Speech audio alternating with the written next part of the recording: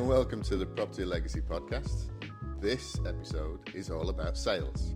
Now, in property, people don't think you're a salesperson, but you definitely are. So today we're joined by Steve Logan, who looks after sales techniques and teaches sales to lots of businesses. And today we're going to look at the realms of sales within the property business, so you can sell to your service accommodation clients if you've got Airbnb, or you can sell to your next investor to make sure they're going to spend $200,000, $300,000 on your next deal. And this is how sales can help you. Thank you so much for joining us. Would you like to introduce yourself? So I'm Stephen Logan, the business facilitator. I teach sales, education, performance in order to get better results for you and your business. Fantastic. And can you tell us a little bit about how you got into sales and what you do now? What's the journey kind of been? All the way back to being in school, when I'd go to cricket matches and my mum would send me with multi-packs of chocolate bars and cans of Coke and things. And they'd be in my cricket bag, and next thing I know, the boys are paying 20p a Mars bar and 20p a can of Coke. So I suppose it started when I was probably 11, 12, 13, without realising that was a business. Without realising I'm making money. It was just, my mum would go, there's your cricket bag. I'd open my bag up and go, oh, okay, he wants a Mars bar, 20p. And I'd go on with £2 worth of Mars bar sales, and mum's going, well done. I don't even know what I've done. So I think the phrase, the gift of the gab, has always been associated with me, whether that's being cheeky and scampish as a little boy, to being cheeky and scampish as a little man, as I am now, if you like. It's just the way I am. 20p for Mars bars was quite a while ago. Oh yeah, 30 plus years ago. I remember when Freddos were 5p. Yeah. I remember that. And now it's just it's like 5 for £1 now. That's insane. Yeah, that's inflation. Yeah. So what's your background on the sales side? How did you get into doing that as a business? So sales, I started in sales 22 years ago, and it was an opportunity, as business does. It falls into your lap, and I hadn't been well, so I needed to go back to work. So I went to an agency, and I could only do 2 or 3 days a week. So when they said, oh, what can you do? Whatever, what do you want me to do? Because I'm 21, 22, I'm kind of going, what do you need me to do? Whatever, I could paint fences or just give me some work, because I needed to just get back out there having been ill. And they put me in the mobile phone store. So in St Helens, it was a BT Cellnet, and in Warrington and in Wigan, it was the BT shops. So selling old landline phones, and mobile phones as well. So this was before O2 took over. So I was just selling mobile phones. One day in Wigan, one day in Warrington, one day in St Helens. And I just potted around doing that. And then it became a full-time job. And then it became a permanent job. And then it became, quite good at this. Then it became, I've got awards for doing this. And it just kind of escalated into being on a shop floor and people coming in saying, can I have a phone? And me going, what phone do you want? Why do you want that phone? Because I was just curious. Because the nature of the beast, and this is where some people will get very confused, the 3310s and the 8210s, you could take the fronts and backs off and make them change colour. So you didn't have to have that colour phone. Yeah. And all these new cases were coming out, and so it became gimmicky as to what you could have. So you'd have different branded backs or different your football teams, and and it just escalated and escalated from there. So you'd talk to people. So what kind of back do you want on your phone? What do you mean? Do I have? No. You can have look at all these different options you've got.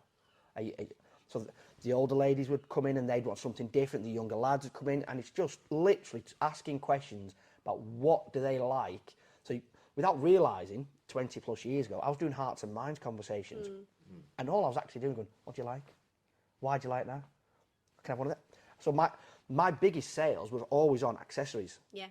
Because all I'd want them to do is walk out with something they wanted, as opposed to it's a mobile phone that does this. Yeah. But what do you want it to look like? What do you want it to feel like to you? I think it's that bespoke aspect of that too. And although you're comparing it as just like a mobile phone, that bespoke aspect to selling is applicable in any scenario, in any situation. It's knowing how to have that conversation to spark that with that person that's in front of you, that you're speaking to, that you're making the sale with.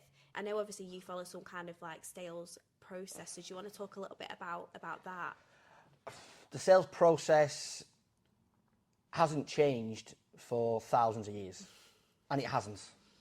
And I may upset some people, and I'm not saying I am Jesus before anyone says anything, but this is what Jesus did. Yeah. He spoke to people, told stories, and then other people went, I like that story, I'm going to tell that story as well. And it just carried on. So the greatest storyteller ever is Jesus. And how many people believe in Jesus, they want to believe in, it's very much, well, I like that, I trust that, I'm going to follow it. Yeah. And the sales process is very similar in respect of, I need to be visibly loud. So I need to get in front of people so that people can see who I am. So that's where the waistcoat came into play, and the stories about the waistcoat may come later.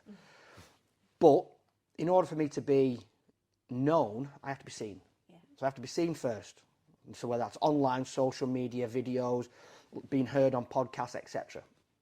That has to happen. Because otherwise I've got nothing. So all the people who want to sell something but is really shy or really withdrawn, get yourselves a really good marketeer, or a voice, or a language, or a set of words that allows you to be specific, personal, or relevant. Because that literally goes back into what you're saying about the bespoke nature of who we are and what we sell, and who we sell to. We have to be specific, relevant, and personal. Through really simple messages. That I would tips for anyone listening. If you can do that, you're kind of on the right path, because straight away, if you're specific, there's no kind of confusion. Yeah. If you're relevant, Confused people don't buy as well. Confused people don't buy. remove hurdles. And that's the biggest thing. Remove the hurdle. And if that means you have to shrink your audience all the way down to a specific, do it. Don't try and aim for 5,000 people. Let's aim for 5. Is that why you niche your business down as much as possible, and then you select one avatar or maybe 2, depending on your business? Because that gives you that one person to talk to. And if you can talk to them as though, and they go, I've got the same problems. I've got the same issues. It's like one of the guys I coach. One of the biggest things he came to us for is because he's an electrician, and so was I. We were in the trade, and he wants to kind of look at it from that point of view, rather than it being just some guru somewhere that's sitting next to a Lamborghini or whatever, all that kind of stuff that a lot of people go ooh and ah and TikTok and all that, but there's no real structure behind that. You have to be relatable. And that's the thing about people. And that's why sales has to be an interactive thing, has to be a personal thing. It has to be white to the eyes, sweaty palms kind of connection, because it's the word relatable. Straight away, you've just mentioned, you've got a client who believes in you more, who trusts you more, because they know you've got the story, they know you've got the background, they know you've got the education. So therefore, well, yeah, you get where I'm coming from. Now, another person who needs coaching, who's in a total different sector and from a total different background, will go, you're not for me. And that's okay. Yeah. You knowing that's okay is the best thing about it. Yeah. I know I'm not perfect for pretty much anyone, ask my wife, but I know I'm only suitable for a certain amount of people. Yeah. So when you build your avatar, I do it from 2 different ways. So you talked about the sales process. The first step is being visibly loud. The second one is know your audience. Yes. And if you know who you want to talk to, so that can be a sector-specific thing, which a lot of people do go down that route straight off the bat. They go, okay, I want property construction build. That's my audience. Right, okay. Location. Okay, let's think about where I want to travel. This, that. Or because because it's just me, just 50 miles from in and around Preston. Okay, what's next? What about the characteristics of the person? So when I talk about my perfect clients, I go, right, ideally they are male, because I get on better with males. My language is better with males. Yes, some females can work with me, but the adjustment needed for both parties is bigger. Yeah. So I go male, family orientated. Now, family orientated doesn't necessarily mean they have to have kids, this, that, but they have to trust what a family's about. So the workplace can be the family. And they have to have a budget. Now, I say that to people, and what do you mean? They've got to want to spend money to get better. They can't assume it's just going to happen just because we're doing some social media posts or just because we've got some content going out, it's going to happen. Well, no, if you want to grow your business by £1 million, you kind of got to spend 10% for that to happen. You've got to invest in it. So you've got to want to invest in your people or in your brand or in your culture. Ideally, all three. So if you've got someone who's already there, you're not selling to them anymore. You're just advising them of which way to go. That may be me, that may be somebody else. But that's the best thing about it. Once they're already stepped into that place of wanting to spend, now we can go, okay, now we can justify where you want to spend and what return on investment you want from your spend. When we're thinking about people specifically, the majority of people that are into our podcast or are our target audience who watch and listen to us and we connect with and find out about us every time we're connecting with people and we're out networking and we're posting content and they're finding us, the majority of these people are people that are wanting to work with investors. So what advice can you give to those people? What is their, how can they become a salesperson in that realm? Because a lot of people, especially if they're starting out and property is a passion project, you still have to learn how to do the sales. Yep. So what advice could you give them? Be ready. And when I say be ready, you've got to be pitch ready. You've got to know your pitch inside out. You've got to know what you want to say, no matter who's in the room.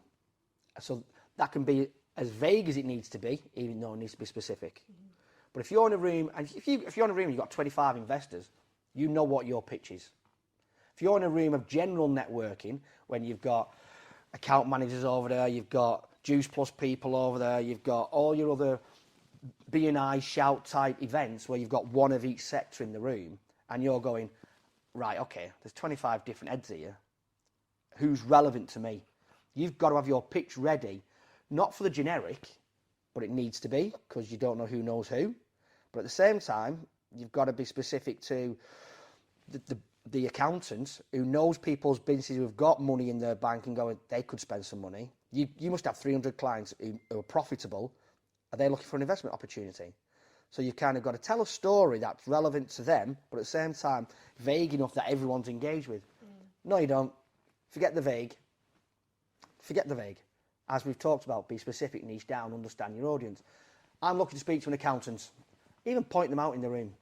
I went to an event, it'd be 2 years ago, and I'm driving to the event, I had my pitch ready. Oh, by the way, I practice my pitch in the shower before I get in the car. And then I practice it in the car before I get to an event. So when people look at me and go, you're good at that. Yeah, it's my business, it's my life. I have to be good at it. You put the effort in. I have put the time in. You have to put the time in. Yeah. You've put the time into growing your business, being as good as what you are, what you do. I've got to do the same. It's not you're not just a salesperson. It doesn't just happen. No. You have to invest the time into being as good as you can be, because your audience only gets one shot at you. So I went to playing golf, went to Warrington, and there was a gentleman went round the room. I had the pitch ready, and he went round the room, and this gentleman said, "I'm a marketeer. I work in construction. The biggest problem I've got is I give the lead to people, but they can't close them. So I get the blame for not doing good marketing." Came round to me. I work in sales. I love working with marketeers, especially in property construction, who've got customers who can't close deals. Do we know anyone? Literally eyeballing them across the room. Yeah. Afterwards, he came up to me and went, "Is that targeted to me?" Funnily enough, yes. I saw an open door. I saw an opportunity. How many people would see that opportunity? I will literally stand in a room of networks and go, did you see what they said? They are looking for you. Yeah. Oh, did they? Yeah. So being a salesperson or being in sales, it's not all about the skill and the graft and the practice that you put in. It's the opportunism. It's wanting to be sales. It's thinking about it. It's a mentality. Yeah. It's a discipline. It's not just I'm a now salesperson, look at me. So you can put 10 people in this room today, I could teach them all how to sell. But if they don't want to sell, they don't think about selling, if they haven't got a sales culture in the business or in the mindset, it just won't work. I have conversations with a lot of people who find selling icky, but you're running a business. You're running your business, and the main reason we all run our businesses, regardless of passion, things that we love, that we're supposed to do it, is so that our bills are paid and we've got money and we can have a nice life. We don't do the sales. So it's transactional, isn't it? Yeah. Without sales, business fails. Yeah, literally. It's not rocket science. No. So everyone in your business, whether it's 1, 2, 10, 20, 100, are in sales. Yeah. One way or another. Now, the level of sales and the competence of sales and the mindset of sales within those people do need to change. Yeah. Because we don't want, if you've got 100 staff, you don't want 100 people selling. Because you don't. Because that's not going to work. But they need to have a sales mentality of, I'm on the phone to someone, I can't be seen to be detrimental to sales. There needs to be a sales culture.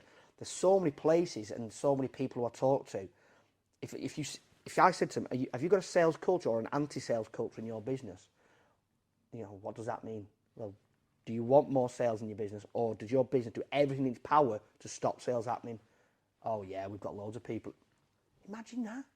Imagine having a business where you can literally pinpoint people and go, you don't want more business. You don't, oh no, I don't like it. I don't like sales. Without sales, business fails, just for the record. You are aware of that, people. And you can literally see the faces go, oh, right, okay. So do I need to... It's just a different mindset. Those who aren't in sales just need a different mindset that allows them to be more positive about people. That's all you're doing is helping. Because the ones who aren't the salespeople, so your accounts, your finance, your delivery drivers, your tradespeople who are in and around on site working for you, imagine if they could... The biggest thing that happened to McDonald's, do you want fries with that? It's all they did. Just add that one question. Do you want fries with that? The sales went up. If you've got lads on site, girls on site in the office, on the phones, this, that and the other, and they just ask one question more a day, one positive question a day, are you happy with the service you're getting? Yes or no? I am, yeah. What's good about our service? It's this. Brilliant. I'm going to use that next time I'm on the phone to these people. People keep telling us our service is really good because of X, Y, and Z. Now we can tell stories. Yeah. Now we can use it for social media. Yeah, social proof. But that's where businesses that are switched on put one of the best people in reception. Yes. Because they meet the customers coming in. They they might not be the salesperson, but why not? Why not put your salesperson on reception that's going to be the one that gets all the leads? Imagine that opportunity as a salesperson. Yeah. Like being at an expo, wouldn't it? Yeah, exactly. Imagine being at an expo and 500 people walk past you and you haven't got salespeople on the stand, or you haven't got people engaging on the stand, and you've sent people who don't want to actually be there and they sit behind a table on the phones. Oh, I'm posting. Are you really? Or handing out the leaflet. That's it. Standing on the corner going, come and see us later. Come and see us later. We've got some goodies. Do you want a free sweetie? Yeah. Imagine being that business who've put that much money into a stand, spent thousands of pounds, because not just the stand you've paid for, it's all the gadgets, the gizmos, and the people's time. Imagine spending all that money and getting nothing back, and then going, I was a waste of time. Whose fault is it? Yours. I know you've spoken about your experience with people in property. You've done quite a lot of work with commercial property. So do you want to talk about kind of your experiences and, potential case studies of people that you've worked with in that kind of realm and how you've helped them? So the electrical contractors in the Northwest as well who we work with, we started working with a sales team. We put a sales training module in play for all the sales team. We'd go and see them once a month. We'd just do a day of sales training. And then we developed it into what we call the culture of excellence, which is now the behaviours of the sales team. So not just the skills, but the behaviours, time, preparation, presentation, all these different things. They liked it, we then started doing it with the operations team. So we score every member of staff. It's kind of like a 360, but everyone, different people can score each other as well. So now you've got this team culture of we need to be better, and we can see our scores of where we're dipping. Now, we're not saying everyone needs to be an 8 out of 10, 9 out of 10 in behaviour and timekeeping and the rest of it. But if you've got a team who are all pulling together and going, well, your skill's that, your behaviour's that, I'll complement it with my skill and my behaviour, that's brilliant, because I'll lift you and you lift me when we need to, because that's the team ethic of it. So we developed that into businesses that allows them to operate as a more joined up approach, as opposed to, well, I do my stuff and you're not very good at your stuff. So we reduce the blame, and we bring the togetherness back into it, so it becomes a culture of excellence, and that's led by the MD. So the MD's on board, and he said, right, the senior management team, they're on board, so then it filters all the way down to everybody else. So everyone knows when it comes to where should we smoke, no one's out the front where customers can walk through the door. Everyone's out the back where no one can be seen. Yeah. Well, but that goes back to the saying you were saying before about everybody in your company is a salesperson. Yeah. Because if you've got an engineer going out to a customer and spending half a day or a day with that customer and chatting and talking, if they can have a little bit of sales knowledge, they can be your biggest salesperson going. Well, this is where we change it. We don't call it sales training to non-sales people because they don't like it. Because it puts barriers up. Because they find it icky, and they go, "Oh, I'm not a salesperson." Okay, how about we just call it communication skills? Yeah. Having a chat. I don't need communication because I can talk. Do you know what? I bet you can. But can you listen? What do you mean? Can you listen to what people are saying? Or can you ask a question to get information from people that all you're going to do is bring back to the office and give to the salespeople, so that they can then ring up and say, I believe this is happening. I believe you've got this site opening in a few weeks. I believe you're going to this premises to do this job, etc. Because you, the engineer, have been on site and you've gone, so where's your next project at? Liverpool. Working on a hotel? Yeah, we're doing the new hotel on the front. I think we're on there in about 3 months. Brilliant, thank you. We're on a new site. You bring that information back to the office. They're on a new site in 3 months. Do you know about it? Didn't know about that. Salesperson, bang. They've now got information. They can ring up the customer or the project manager or whoever their contact is in that organisation and go, I believe you're on a new site in 3 months. How can we help? Well, we're just looking at doing this, looking at doing that. There you go, straight away. You found a way in that you didn't have before just because you've asked one question. Well, it's similar to another thing you were saying before about the opportunities that come along. We talk about if we're networking and we hear people moaning, the issues, the problems. It's not a case of us going there and saying, oh, I can sort that out for you, but I'll do this. It's a case of, oh, what's your problem? Finding out all the details and then giving them a solution to their problems that you can help them. Even if it's not you that can help them, you can put them in touch with somebody that can help them. Then that person is going to be indebted to you or emotionally connected. Yes. And it's all about that finding out particular deals, because we talk about deals out there that are not on the market, not on Rightmove. There are off-market deals, or somebody's getting to the point where they're in negative equity, can't sell, but they need to move. Well, we can come up with a solution for that. But if nobody's listening for these pointers, nobody's going to pick up on it, and then they're losing a lot of business in the room just by not talking. It's amazing how a networking room operates without trying. So, and I mean that literally, you can stand and listen to what's going on in the room. You can see different conversations happening, and by body language and by mirroring behaviours and all those things that you can literally watch, and you can, right, okay, they need someone to join that group because they've just literally opened up. Someone's walked away. There's a space, and you've heard bits and pieces that's going on. In you go. I'm Stephen. What are you guys doing here? Blah, blah, blah, blah. Break the ice for a little bit of that. Oh, you guys carry on. I may know someone who can help. I may know someone who can help. Straight away, it's not about me. Yeah. I play that card as often as I possibly can. I very rarely network for me. I will network for my clients. And that's where I get leads from. And I take them back to my clients and I go, there you go, client, because you're dead busy, there's a lead for you. It's part of the service.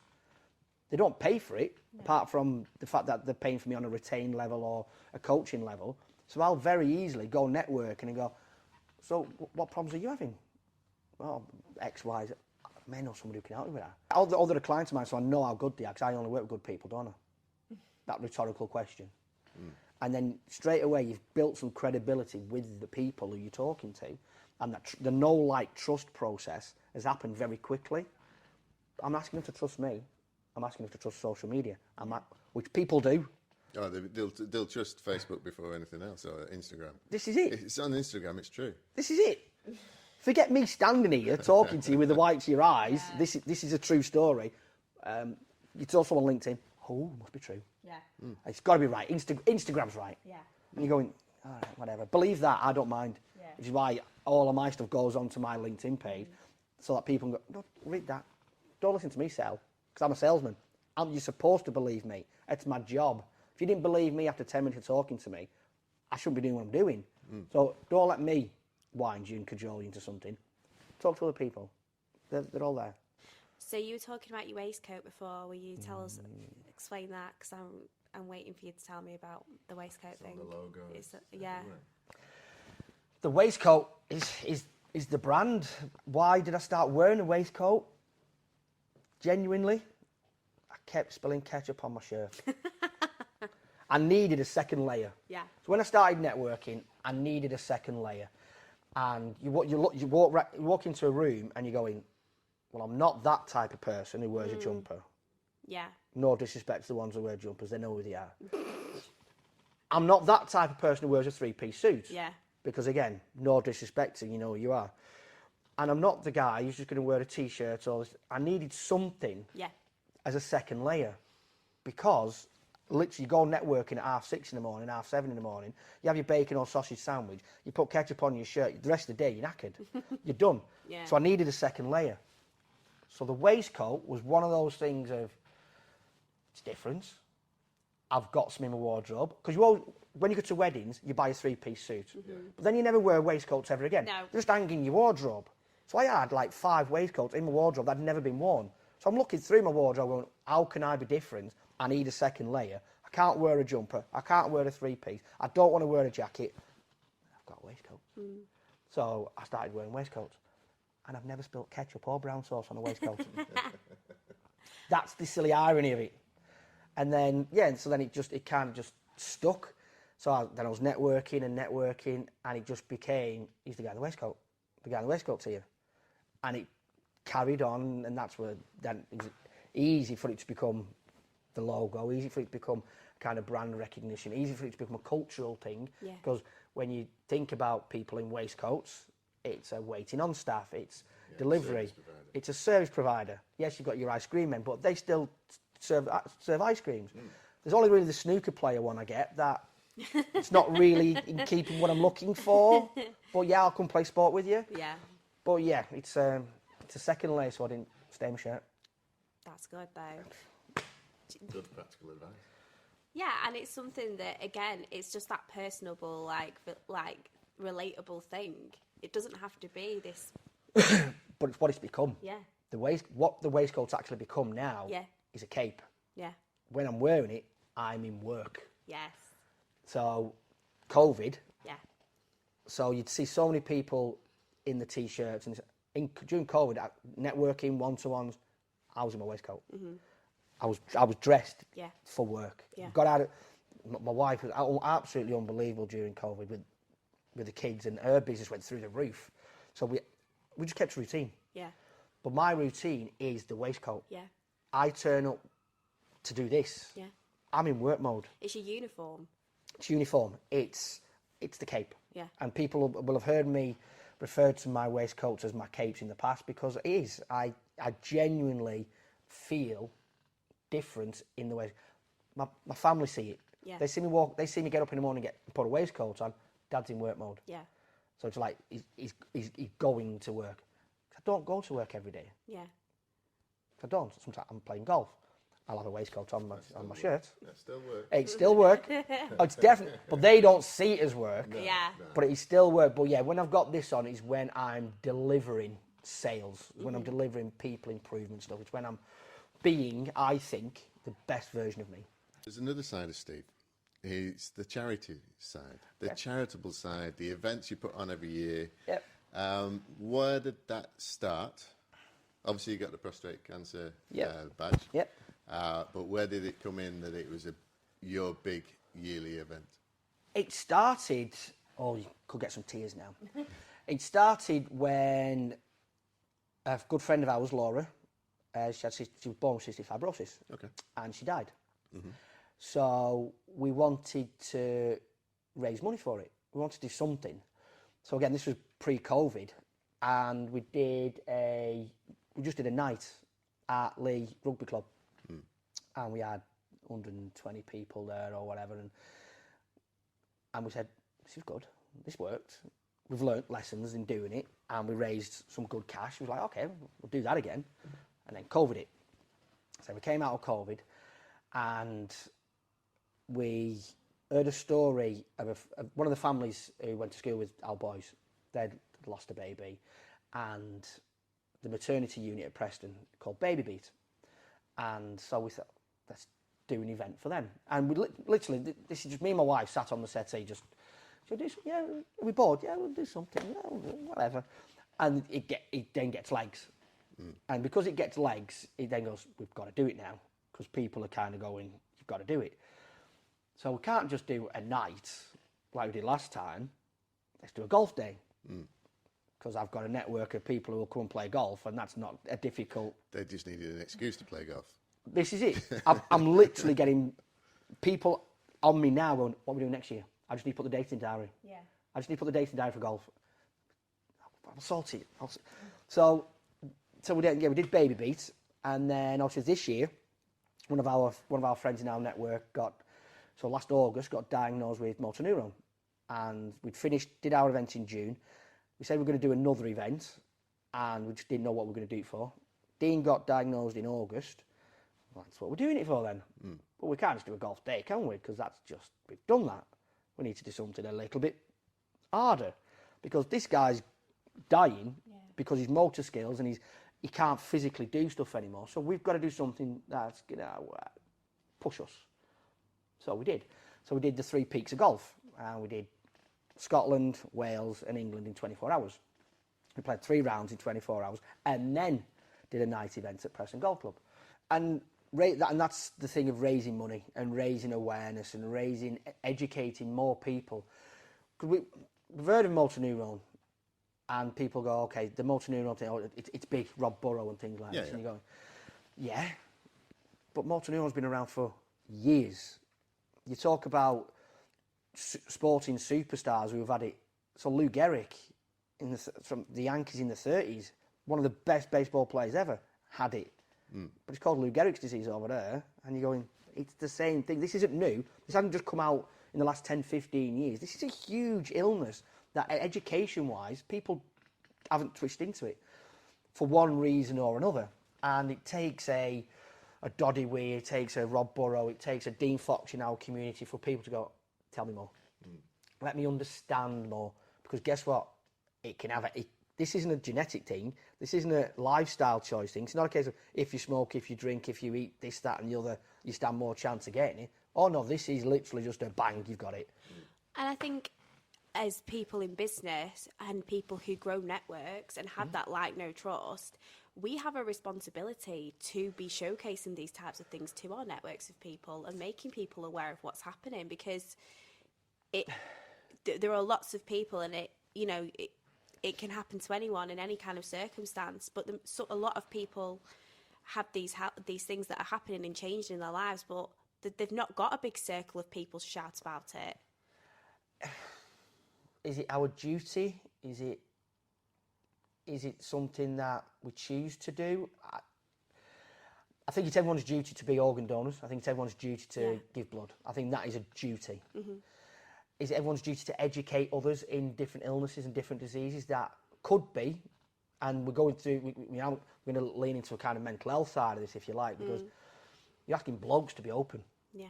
You're asking blokes to open up and share stories. The construction industry is the hardest thing ever. I believe the construction sector's got the highest suicide rate of all sectors, especially in males. So you're asking for all that to come to the surface, and you're going, okay, it's now getting delicate. Because whose duty is it? Because we can talk about mental health, we can talk about suicide, we can talk about... But it's them who've got to listen. Yeah. So we can only do so much, and we look after... We've got a footballing group, and it's mental health support, for lads and dads because of that. It's football. So come play football and if you just want that break, that twist, that hour out of the monotony of whatever it is, or the sadness of whatever it is, come and play football for an hour and we'll recognise and pick things and go, you're all right, you're not looking the best, or because you can see people's attitudes changing and this, that and the other. So you've got to be able to recognise it. So again, it's recognising things in people, body language and tone and language and all that kind of stuff. So all that kind of kicks into it. But is it a duty? I see it as a duty for me because I see it as something I can do it. Yeah. So why shouldn't I? I can raise money for charity, so why shouldn't I? Not everyone can. It goes back to like the sales element of it. I've got to pitch whatever idea I've got to the right audience to get the funding, to get the money raised, to get the profile, to get the education, whatever it looks like. I've got to come up with a concept and then pitch it.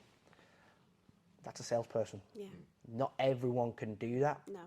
So you'll have people who are sitting here, you'll have people in your own network that you'll go, you can't do what he's done. No. Oh, I can't do what you do. I can't fix electrics, I can't build walls, I can't plaster things, I can't do any DIY in any way, shape or form. Yeah. I'm blessed, if you like, so I do see it as a duty. Yeah. Because I can do it. Yeah. But those who can't, don't worry about it. Yeah. Those who haven't got the skill to do it, don't worry about it. Stick to what you're good at. Yeah. But be the best you can be at it. Yeah. So what would you say if somebody is listening today and they're especially looking for an investor or someone to work with and they're not quite sure where to start when it comes to sales? What's the kind of best piece of advice you could give to somebody that's potentially newer in the whole sales realm that needs to... Yeah, so they've not got a huge background of reviews, a huge background of big CV to go with. It's their first project, they were looking for funding, and it's just how do you kind of attack that sales approach, the pitch? So the pitch itself, whether you're doing a 60-second pitch, which we get often asked in networking rooms, or whether it's a 5-minute pitch or a 10-minute pitch or a 45-minute presentation, every single pitch is the same. It just needs more content. The structure of your pitch is the same. There's 5 sections to every single pitch that you're going to do. If you know the 5 sections, I'm not going to give them all away. If you know the 5 sections and you've got structure, your self-belief will automatically register, I know what I'm doing. And that's your structure. That's the same as changing a plug. I know that goes there, that goes there, that goes there. I can do it with my eyes closed, do it when I'm behind my back. It's naturally done. It's habitual because you've practiced it and you've done it. Those who don't know how to pitch won't like it because they've never done it before. Because that's sales. It is, but it isn't. Because if you don't do it, you ain't going to get the sale. But even if you do it, doesn't mean you're going to get the sale.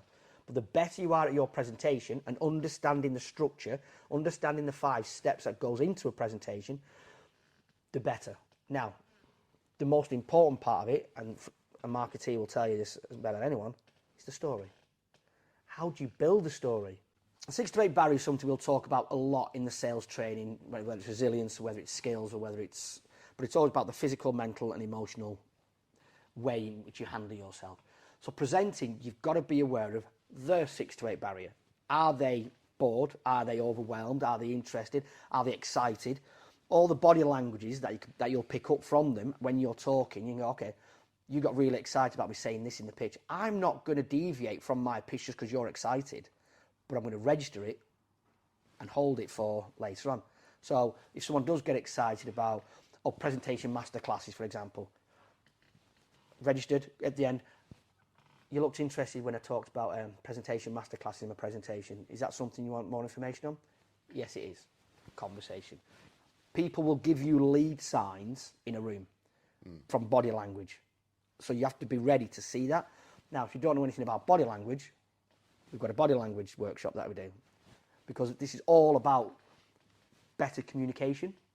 So presentations, if you can register people's intrigue and people's levels of interest in what you're saying, you keep them there. If you see them dip, then you've got to do something to bring them back up. If you see them go too high, you've got to do something to bring them back down. So yes, it's the peak. It's not my peaks and troughs though, it's theirs. But you have to recognise their peaks and troughs to keep them engaged. So if you know someone's drifting off to sleep, because you can see their eyes twittering and they're nodding. You've got to do something. You've got to have the capability to keep them engaged. And that's why the kind of the bit that I work on is the fact that we went from 0 property to 1.3 million within 3 years, and year 4 I retired. But I still haven't spent more than 20 grand. And they go, How? how? Tell me that story. And it just then goes on to the next thing, and then the next thing, and the next thing. And it's just it doesn't have to be long. It doesn't have to be a couple of sentences. It's punchy, it's there, but it gets that conversation going. That's the skill. It's knowing your environment. So I'm going to tell you the problem. Is it a sentence or is it a 5-minute conversation? The next one, the solution. Is it a sentence or is it a 5-minute conversation? The result, is it a punch or is it a 12-round fight? Knowing your audience and what they want to hear.